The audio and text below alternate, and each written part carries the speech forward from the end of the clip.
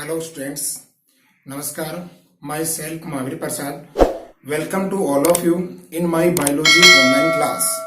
Students, previous video में हमने photosynthesis के बारे में, फोटोसिंथेसिस से रिलेटेड फोटो पिगमेंट के बारे में स्टडी की थी, नेचर ऑफ लाइट के बारे में स्टडी की थी और क्लोरोप्लास्ट के स्ट्रक्चर के बारे में स्टडी की थी।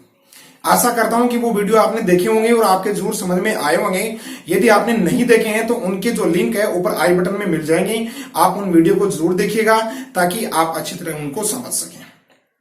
ठीक है, आज की अपनी इस क्लास में हम स्टडी करेंगे फोटोसिंथेसिस की मैकेनिज्म के बारे में। मैकेनिज्म ऑफ फोटोसिंथेसिस,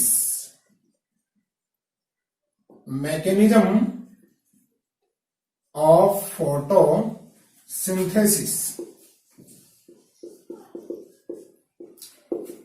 यानी प्रकाश संश्लेषण की क्रिया विधि। देखिए, फोटोसिंथेसिस जो मैकेनिज्म है इसको दो चरणों में डिवाइड किया गया, दो पार्ट्स में डिवाइड किया गया। ठीक है, दो रिएक्शन में डिवाइड किया गया इसकी मैकेनिज्म को। ठीक है, प्रकाश संश्लेषण की क्रिया विधि, प्रकाश संश्लेषण की क्रिया विधि, इसकी क्रिया विधि को दो चरणों में डिवाइड किया गया। ठीक है, दो रिएक्शन में डिवाइड किया गया, दो पार्ट्स में डिवाइड किया गया बोलते हैं। ठीक है, इनमें नंबर 1 है लाइट रिएक्शन, लाइट रिएक्शन, और नंबर 2 है डार्क रिएक्शन। ठीक है, लाइट रिएक्शन को कहते हैं प्रकाशिक अभिक्रिया, प्रकाशिक अभिक्रिया, और डायरेक्ट रिएक्शन अप्रकाशिक अभिक्रिया।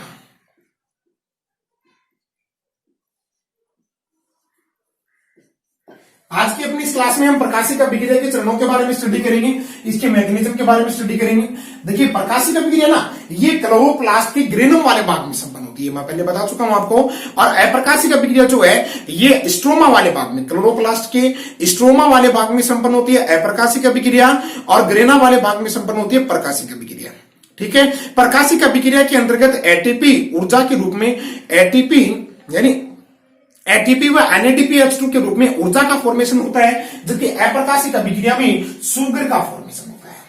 ठीक है ना, खाद्य पदार्थ के रूप में कार्बोहाइड्रेट का फॉर्मेशन होता है। ठीक है, प्रकाशिक अभिक्रिया के दौरान, लाइट रिएक्शन के दौरान जो ऊर्जा बनती है उस ऊर्जा का जो उपयोग है वो अप्रकाशिक अभिक्रिया में किया जाता है। ठीक है स्टूडेंट्स, प्रकाशिक अभिक्रिया क्लोरोप्लास्ट के ग्रेना वाले भाग में और अप्रकाशिक क्लोरोप्लास्ट के स्ट्रोमा वाले भाग में संपन्न होती है। अब बात करेंगे अपन लाइट रिएक्शन की। देखिए, विस्तार से स्टडी करते हैं इसकी। इसको कई चरणों में डिवाइड किया गया है लाइट रिएक्शन को। लाइट रिएक्शन का जो फर्स्ट चरण आता है वो है कि पर्ण जो क्लोरोफिल मॉलिक्यूल है उसका एक्साइटेड होना, यानी प्रकाशीय ऊर्जा का अवशोषण, प्रकाशीय ऊर्जा का अवशोषण, क्लोरोफिल अणु का एक्साइटेड होना प्रकाश ऊर्जा का अवशोषण करके, प्रकाश ऊर्जा का अवशोषण।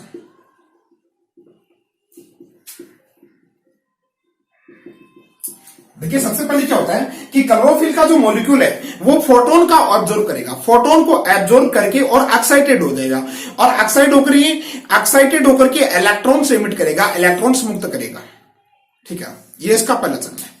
क्लोरोफिल जो अणु है, क्लोरोफिल मॉलिक्यूल, ठीक है, ये नॉर्मल स्टेज में होता है। ठीक है ना, अब नॉर्मल स्टेज में जब ये फोटोन, ठीक है ना, नॉर्मल स्टेज में अब ये फोटोन को एब्जॉर्ब कर लेगा। ठीक है, फोटोन को एब्जॉर्ब करके और क्लोरोफिल जो है एक्साइटेड हो जाएगा, यानी उत्तेजित हो जाएगा, और उत्तेजित होकर के इलेक्ट्रॉन एमिट करेगा। क्या एमिट करेगा? इलेक्ट्रॉन एमिट करेगा। ठीक है स्टूडेंट्स, ये था इसका फर्स्ट चरण। नंबर 2, जल का प्रकाशिक अपघटन, जल का प्रकाशिक अपघटन। जो लाइट रिएक्शन है, लाइट रिएक्शन में जल का प्रकाशिक अपघटन होता है, फोटोलाइसिस होता है, फोटोलाइसिस ऑफ वाटर, जल का प्रकाशिक अपघटन,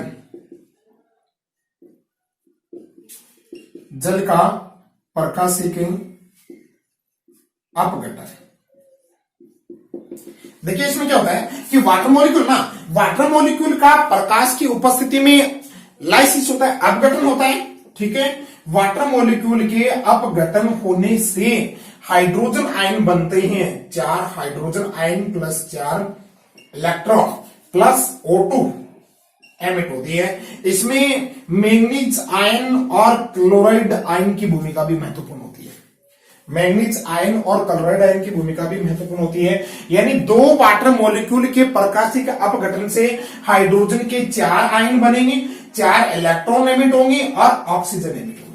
ठीक है, ये जो ऑक्सीजन है श्वसन में प्रयुक्त कर ली जाएगी, श्वसन में उपयोग में ले ली जाएगी पादपों के द्वारा, और श्वसन में काम में लेने के बाद शेष बची जो O2 है उसको एनवायरमेंट में एमिट कर दिया जाएगा। ठीक है स्टूडेंट्स, ओके। अब नंबर 3 है NADPH2 का निर्माण, यानी NADPH+H का निर्माण।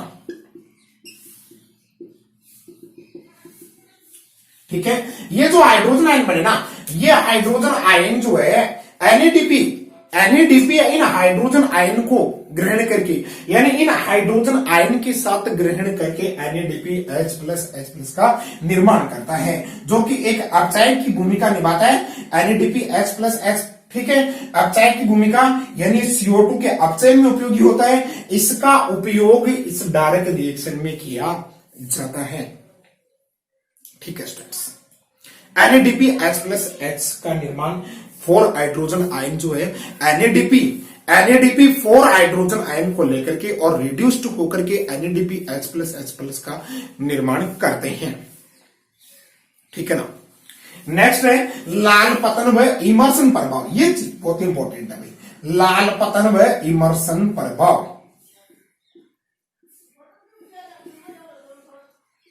लाल पतन व इमर्सन प्रभाव और फोटो सिस्टम, इमर्सन प्रभाव और फोटो सिस्टम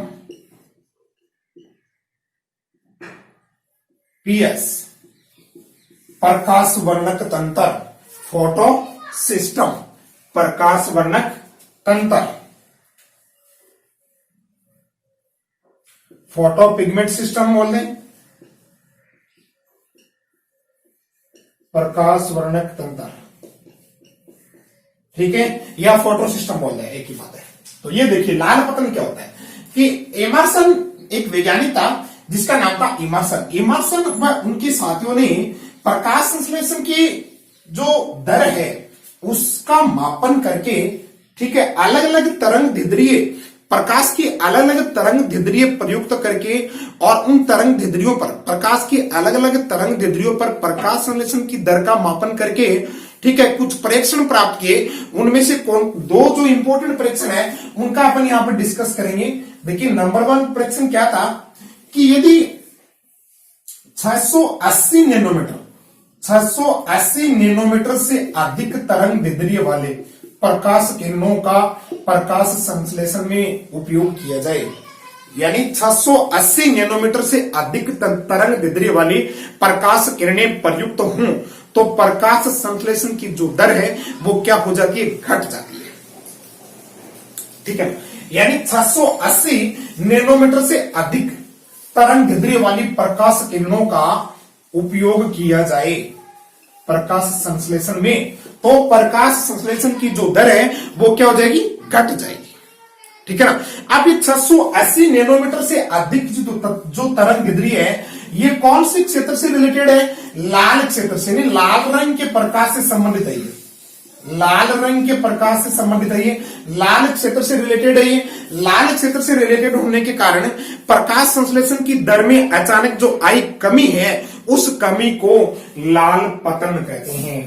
क्या कहते हैं उसको, लाल पतन कहते हैं, रेड ड्रॉप कहते हैं, लाल पतन। ठीक है, red drop, Lal. You understand, यानी 680 नैनोमीटर से अधिक तरंग दैर्ध्य वाली प्रकाश किरणों का उपयोग किया जाए तो प्रकाश संश्लेषण की दर अचानक घट जाती है। प्रकाश संश्लेषण की दर में अचानक आई जो ये कमी है, इस कमी को लाल पतन या रेड ड्रॉप कहते हैं। क्यों कहते हैं? क्योंकि 680 नैनोमीटर से अधिक तरंग दैर्ध्य वाली जो किरणें हैं वो किससे संबंधित है? लाल रंग से, यानी रेड जोन से संबंधित है। रेड जो लाल क्षेत्र है, ठीक है, प्रकाश किरणों के लाल क्षेत्र से संबंधित है, ठीक है ना, इसलिए इस कमी को क्या कहेंगे? लाल पतन कहेंगे, ठीक है ना।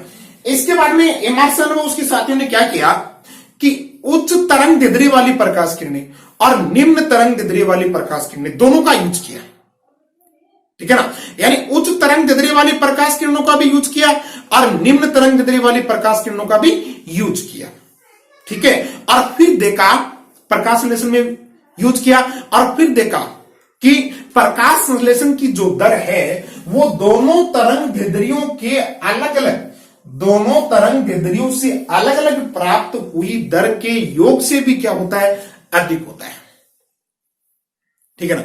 इसे नाम दिया इमर्सन का वर्धिकारी प्रभाव या इमर्सन प्रभाव, ठीक है, यानी अधिक तरंग दैर्ध्य वाली किरण भी ली, अधिक तरंग दैर्ध्य वाली किरणें भी ली गई, ठीक है, और निम्न तरंग दैर्ध्य वाली किरणें भी ली गई, निम्न तरंग दैर्ध्य वाली किरणें भी प्रयुक्त की गई, ठीक है। अब इन दोनों किरणों के प्रयोग करने के पश्चात प्रकाश संश्लेषण की दर का मापन करने पर ज्ञात हुआ कि प्रकाश संश्लेषण की जो दर है इन दोनों तरंग दैर्ध्यों के अलग अलग मापन की दर से, ठीक है, मापन की दर के योग से अधिक होती है। यह बात इमर्सन ने बताई। किसने बताई? इमर्सन ने। इमर्सन नाम का एक वैज्ञानिक था, उन्होंने बताई, ठीक है। इसलिए इस प्रभाव को नाम दिया इमर्सन प्रभाव या इमर्सन वर्धिकारी प्रभाव, ठीक है। इस प्रभाव से इमर्सन ने निष्कर्ष निकाला, इमर्सन इस निष्कर्ष पर पहुंचे कि प्रकाश संश्लेषण के लिए दो वर्णक समूह प्रयुक्त होते हैं, दो वर्णक समूह उपयोगी होते हैं। प्रकाश संश्लेषण की प्रक्रिया में दो वर्णक समूह होते हैं क्लोरोफिल के अंदर, क्लोरोफिल की, ठीक है स्टूडेंट्स।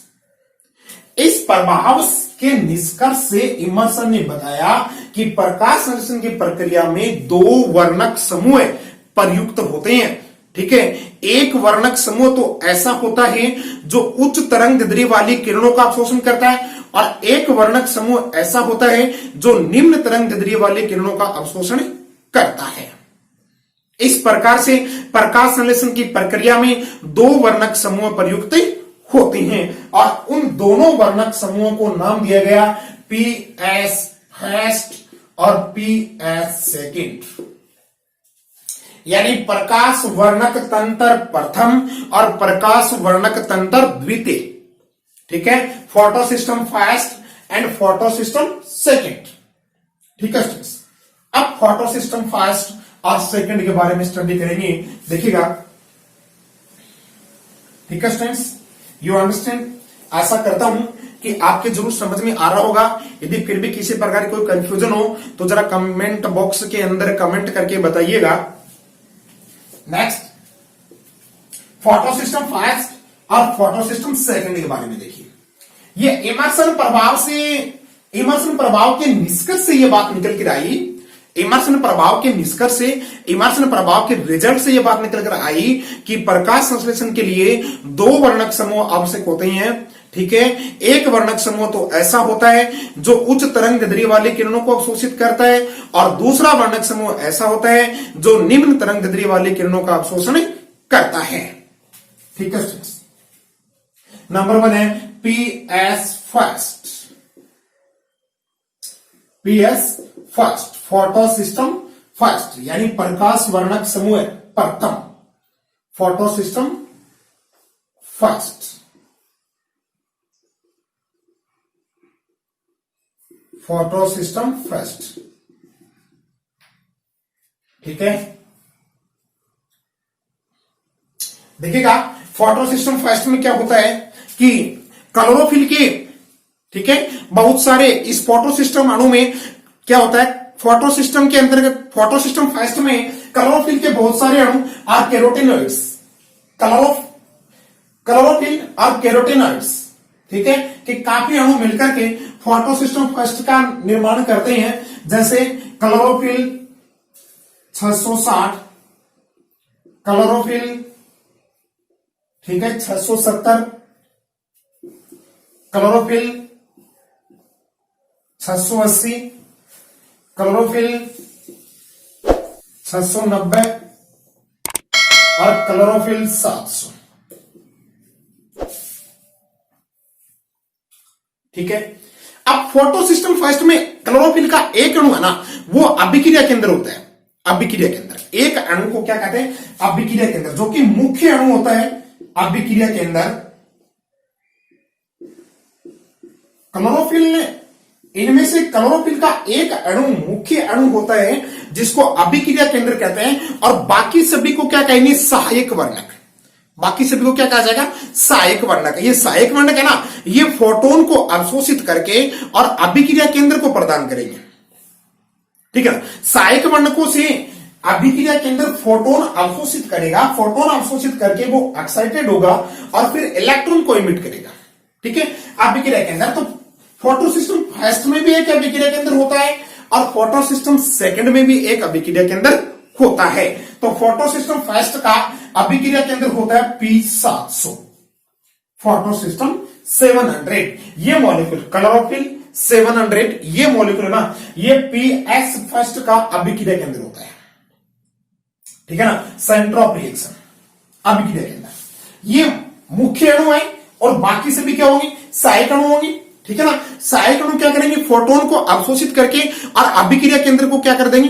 प्रदान कर देंगे, ठीक है। फिर अभिक्रिया केंद्र एक्साइटेड होकर के और इलेक्ट्रॉन एमिट कर देगा, ठीक है स्टूडेंट्स। P700 इसका अभिक्रिया केंद्र होता है, याद रखना इंपॉर्टेंट बात है। PS फर्स्ट का अभिक्रिया केंद्र क्या होता है? P700 यानी P700, ठीक है। नेक्स्ट देखिए, ये जो PS फर्स्ट है, PS फर्स्ट दोनों रिएक्शन, दोनों फास्फोरिलीकरण के दो चक्र होते हैं, चक्रीय फास्फोरिलीकरण और अचक्रीय फास्फोरिलीकरण, जो कि नेक्स्ट चरण आएगा अपना, ठीक है। चक्रीय और अचक्रीय दोनों फास्फोरिलीकरण में ये भाग लेता है, पार्टिसिपेट करता है, ठीक है। और फोटो सिस्टम फर्स्ट क्लोरोप्लास्ट के ग्रेना वाले भाग में भी फाउंड होता है और स्ट्रोमा वाले भाग में भी फाउंड होता है, ठीक है। यानी फोटो सिस्टम फर्स्ट ग्रेना के अंदर भी पाया जाता है, ठीक है, और स्ट्रोमा के अंदर भी पाया जाता है। Okay, next, photo system first चक्रीय प्रकाश फास्फोरिलीकरण में भी पार्टिसिपेट करता है और अचक्रीय प्रकाश फास्फोरिलीकरण के अंदर भी पार्टिसिपेट करता है, ठीक है students.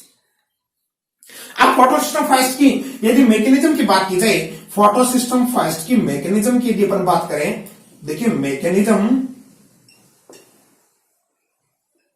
Of PS first, mechanism of PS first, देखिए इसमें क्या है कि सबसे पहले जो सहायक अणु है, सहायक वर्णक, जैसे CHL 660, 670, 680, 690 और ये 700 तो अभिक्रिया केंद्र है, 90 ये, और कैरोटीनॉइड, ये सहायक वर्णक है। ये फोटोन को अवशोषित करके और P700 को फोटोन प्रदान करते हैं। फोटोन में प्रकाशीय ऊर्जा निहित होती है, जिसको अपन क्वांटम भी कहते हैं, ठीक है ना। एक फोटोन में निहित ऊर्जा को क्या कहते हैं? क्वांटम, ठीक है। अब P700 प्रकाशीय ऊर्जा को अवशोषित करके एक्साइटेड हो जाएगा और एक्साइटेड होकर के इलेक्ट्रॉन एमिट करेगा। क्या करेगा? इलेक्ट्रॉन एमिट करेगा, ठीक है ना, इलेक्ट्रॉन, ठीक है। अब ये इलेक्ट्रॉन सल्फर आयरन प्रोटीन से, अब ये इलेक्ट्रॉन विभिन्न इलेक्ट्रॉन ग्राहियों में जाएगा, ठीक है, विभिन्न इलेक्ट्रॉन ग्राहियों से होकर गुजरेगा। सल्फर आयरन प्रोटीन इस इलेक्ट्रॉन को एक्सेप्ट करेगी, ठीक है, सल्फर आयरन प्रोटीन। सर पर आयरन प्रोटीन से इलेक्ट्रॉन फेरिडॉक्सिन में जाएगा, फेरिडॉक्सिन इसको एक्सेप्ट करेगा, ठीक है ना। फेरिडॉक्सिन से ये साइटोक्रोम B6 में जाएगा, साइटोक्रोम B6 में, और साइटोक्रोम B6 से ये साइटोक्रोम F में, ठीक है। अब चक्रीय प्रकाश फास्फोरिलीकरण में साइटोक्रोम F से वापिस ये P700 में आ जाएगा, ठीक है ना। और अचक्रीय प्रकाश फास्फोरिलीकरण में क्या होगा, अचक्रीय प्रकाश फास्फोरिलीकरण में साइटोक्रोम जो F है, ठीक है, साइटोक्रोम में F, cytochrome B6, cytochrome F, ठीक है, PS सेकंड, ठीक है, उससे इलेक्ट्रॉन चक्रित होता हुआ, ठीक है, जेड स्किन की फॉर्म में, और लास्ट में एनएडीपी को प्राप्त होता है, ठीक है। और एनएडीपी इस इलेक्ट्रॉन को प्राप्त करके और NADPH2 का फॉर्मेशन कर देता है, NADPH+H+ का फॉर्मेशन कर देता है, ठीक है स्टूडेंट्स, यू अंडरस्टैंड। नेक्स्ट है PS second, photo system second के बारे में स्क्रीनशॉट ले लीजिए इसका, ताकि याद करने में समझने में आपकी आसानी रहे, ठीक है। PS सेकंड के बारे में स्टडी करेंगे, देखिए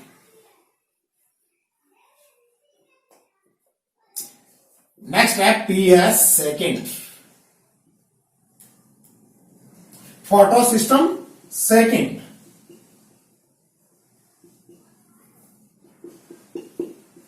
photo system second, photo system second में भी बहुत सारे क्लोरोफिल अणु होते हैं, ठीक है। देखिए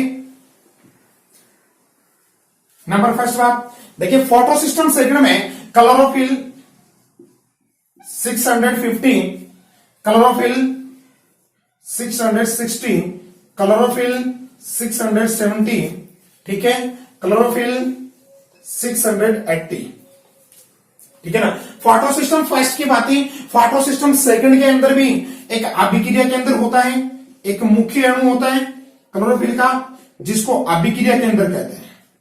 क्या कहते हैं? अभिक्रिया केंद्र कहते हैं। और इसमें अभिक्रिया केंद्र होता है P680 यानी P680, P680 ये अभिक्रिया केंद्र होता है, ठीक है, रिएक्शन सेंटर होता है। बाकी ये सभी कैरोटेनॉइड्स है, ठीक है ना, ये बाकी सभी क्या होते हैं? सहायक वर्णक होते हैं। ये सहायक वर्णक ऊर्जा का, प्रकाशीय ऊर्जा का अवशोषण करके, फोटोन का अवशोषण करके किसको प्रोवाइड करवाएंगे? अभिक्रिया केंद्र को प्रोवाइड करवाएंगे, P680, ठीक है ना।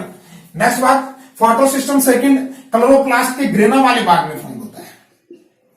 कौन से में? ग्रेना में। और फोटो सिस्टम सेकंड अचक्रीय प्रकाश फास्फोरिलीकरण में पार्टिसिपेट करता है। अचक्रीय प्रकाश फास्फोरिलीकरण में पार्टिसिपेट करता है, जिसके बारे में अपन आगे स्टडी करेंगे। अचक्रीय प्रकाश फास्फोरिलीकरण में फोटो सिस्टम सेकंड पार्टिसिपेट करता है। अचक्रीय प्रकाश फास्फोरिलीकरण में दोनों सिस्टम पार्टिसिपेट करेंगे, ठीक है ना, दोनों सिस्टम करेंगे।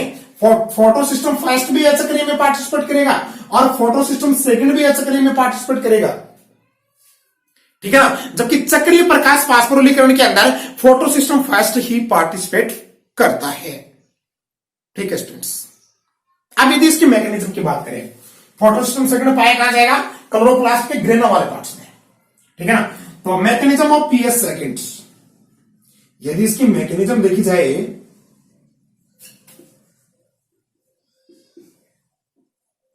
मैकेनिज्म ऑफ PS सेकंड, तो सबसे पहले क्या होगा कि जो सहायक अणु है, जो सहायक वर्णक है, ये प्रोटॉन को एब्जॉर्ब करके और अभी फोटो सिस्टम सेकंड के अभिक्रिया केंद्र को प्रोवाइड करवा देंगे, ठीक है। ये एक्साइटेड होकर के इलेक्ट्रॉन एमिट करेगा, ठीक है।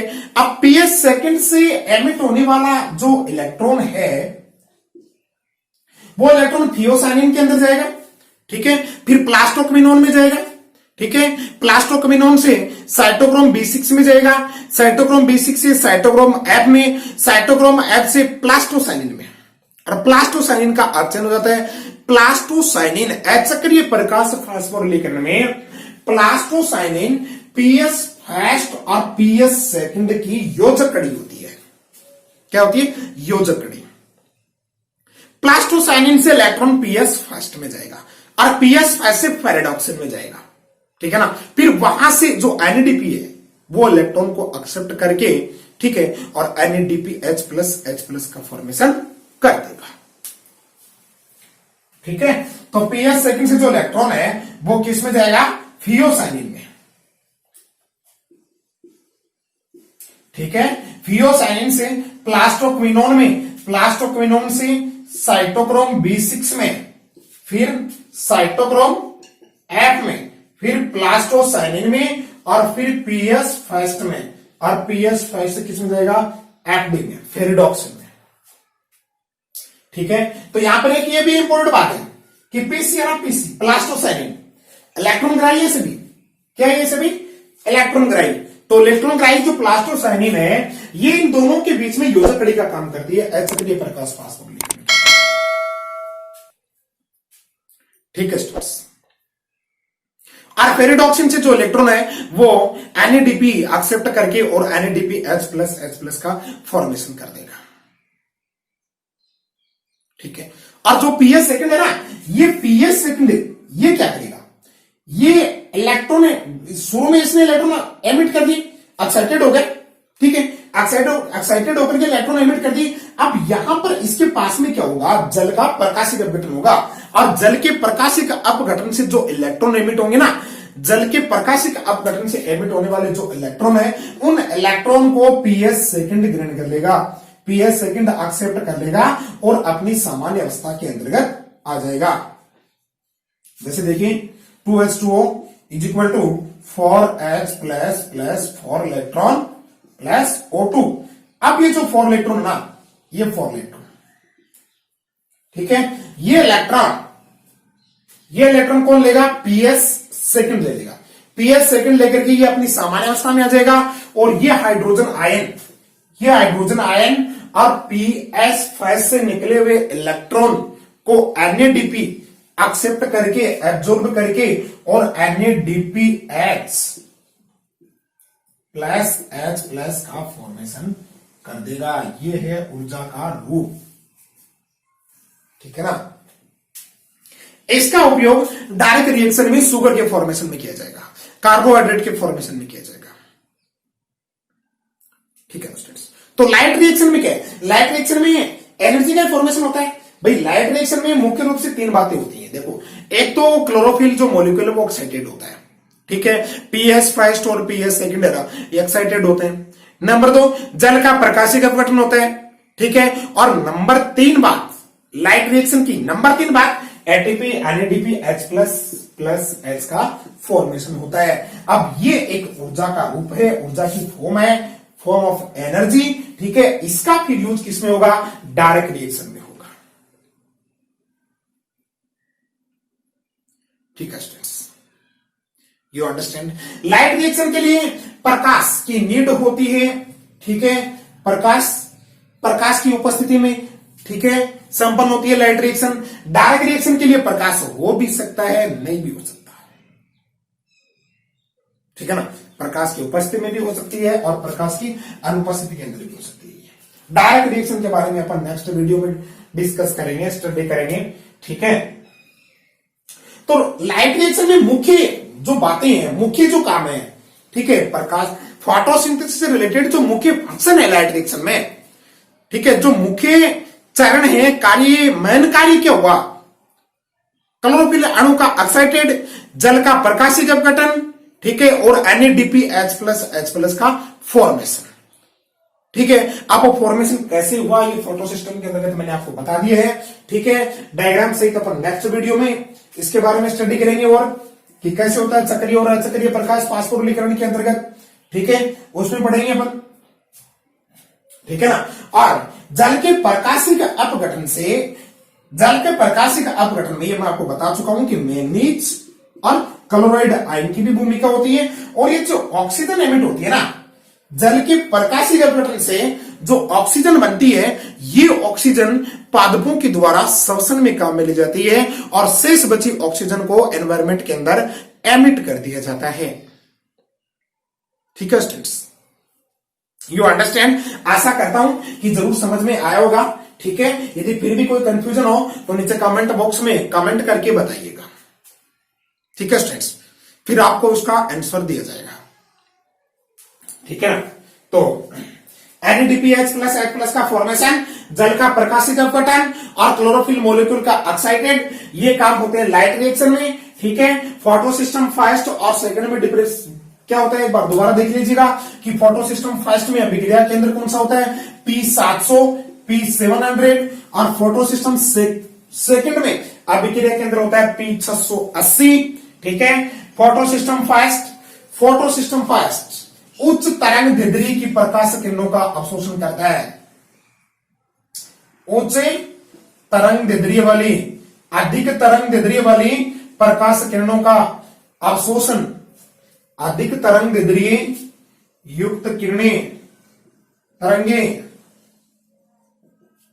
ठीक है, उच्च तरंग दैर्ध्य वाली तरंगों का अवशोषण PS फर्स्ट करता है और निम्न तरंग दैर्ध्य वाली तरंगों का अवशोषण PS सेकंड करता है। PS फर्स्ट ग्रेना, क्लोरोप्लास्ट की ग्रेना और स्ट्रोमा दोनों पार्ट्स में फाउंड होता है। PS सेकंड ओनली ग्रेना में फाउंड होता है क्लोरोप्लास्ट के। ठीक है स्टूडेंट्स, PS फर्स्ट चक्रीय प्रकाश फास्फोरिलीकरण और अचक्रीय प्रकाश फास्फोरिलीकरण दोनों में पार्टिसिपेट करता है, जबकि PS सेकंड ओनली अचक्रीय प्रकाश फास्फोरिलीकरण में पार्टिसिपेट करता है।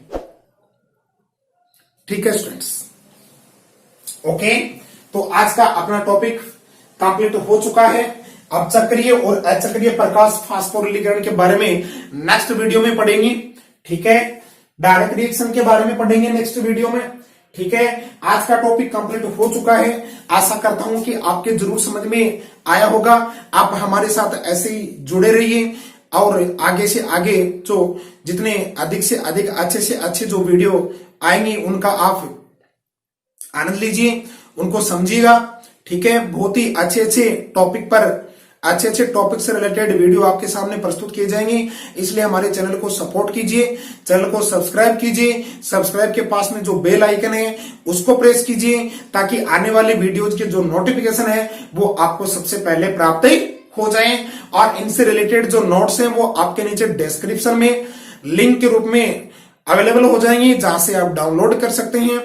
ठीक है students, thanks for watching my video. Okay, मिलते हैं नेक्स्ट वीडियो में नेक्स्ट टॉपिक के साथ। तब तक के लिए गुड बाय।